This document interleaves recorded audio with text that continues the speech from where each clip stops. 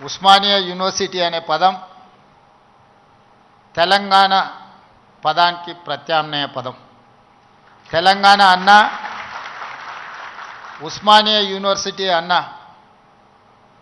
ఈ రెండు అవిభక్త కవపుల లాంటివి. ఈ మాట నేను చాలా అథారిటీతో మాట్లాడుతున్నా. 1917లో ప్రారంభించబడ్డ ఉస్మానియా యూనివర్సిటీ, ఏ నిజాం సర్కార్ ఈ ఉస్మానియా యూనివర్సిటీని ప్రారంభించిండో 1935 వచ్చే సమయానికి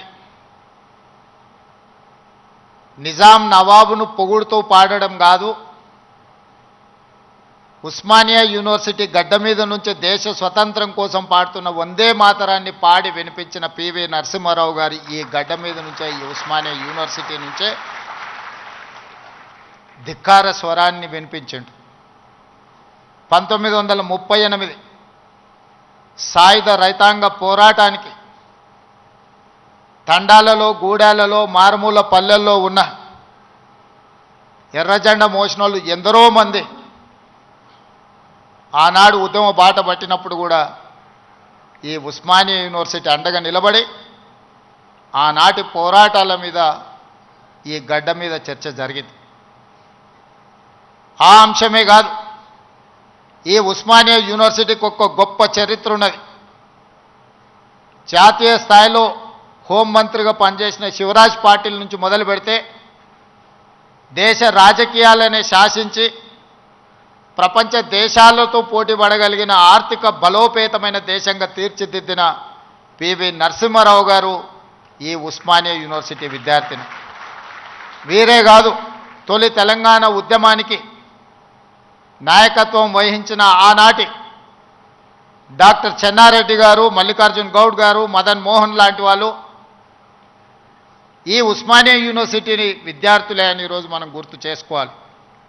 వారే కాదు, ఉస్మానియా యూనివర్సిటీ విద్యార్థి రాజకీయాలలో రాణించి ఉత్తమ పార్లమెంటేరియన్గా ఈ దేశానికి, దక్షిణ భారతదేశంలో మొట్టమొదటి ఉత్తమ పార్లమెంటేరియన్గా రాణించిన జైపాల్ రెడ్డి గారు ఈ ఉస్మానియా యూనివర్సిటీ బిడ్డని. వారి తర్వాతి తరంలో ఒక జార్జి రెడ్డి, ఒక గద్దరన్నను అందించిన గడ్డ ఈ ఉస్మానియా యూనివర్సిటీ. ఆ తర్వాత చాలామంది ఈరోజు ఇక్కడ ఉన్న తెలంగాణ ఉద్యమంలో క్రియాశీలక భాగస్వామ్యం తీసుకున్న ఎంతోమంది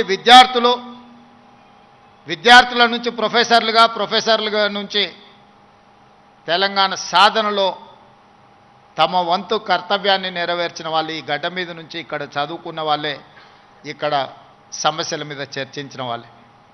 తెలంగాణ సమాజానికి సమస్య వచ్చినా, తెలంగాణ సమాజానికి సంక్షోభం వచ్చినా, తెలంగాణ నలుమూలలో ఏ సమస్య వచ్చినా మొట్టమొదట చర్చ జరిగేది, మొట్టమొదట ఉద్యమానికి పునాది పడేది ఈ ఉస్మానియా యూనివర్సిటీ నుంచే.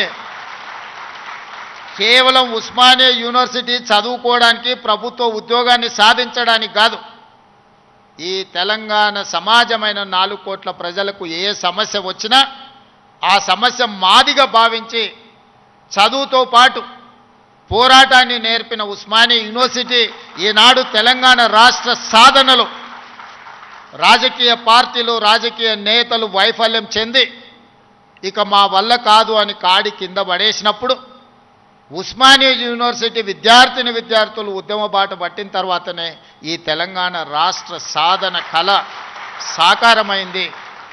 ఇక్కడున్న ప్రొఫెసర్ కోదండరామ్ గారు ఆనాడు పొలిటికల్ జేఏసీకి నాయకత్వం వహించి తెలంగాణ రాష్ట్ర కళను ఈరోజు మనం నిజం చేసుకున్నాం. ఆనాడు చాలామంది చాలా రకాలుగా ప్రయత్నాలు చేశారు. ప్రతి ప్రయత్నంలో ఒక రాజకీయ ప్రయోజనంతో కూడుకున్న నిగూఢమైన ఒక ప్రణాళిక, ఆలోచన ఉండడం వల్ల ఆ రాజకీయ నాయకుల యొక్క రాజకీయ ప్రయోజనం కోసం ప్రయత్నం చేస్తున్నప్పుడు వాళ్ళని సంపూర్ణంగా సమాజం విశ్వసించలేదు. అందుకే తెలంగాణ రాష్ట్ర సాధన వాదాయ పడుతున్న సందర్భంలో ఉస్మానియా యూనివర్సిటీ విద్యార్థులు మలిదశ తెలంగాణ ఉద్యమంలో శ్రీకాంతాచారి అమరుడై మన అందరికీ ఒక హితబోధ ఒక జ్ఞానోదయం కలిగించింది.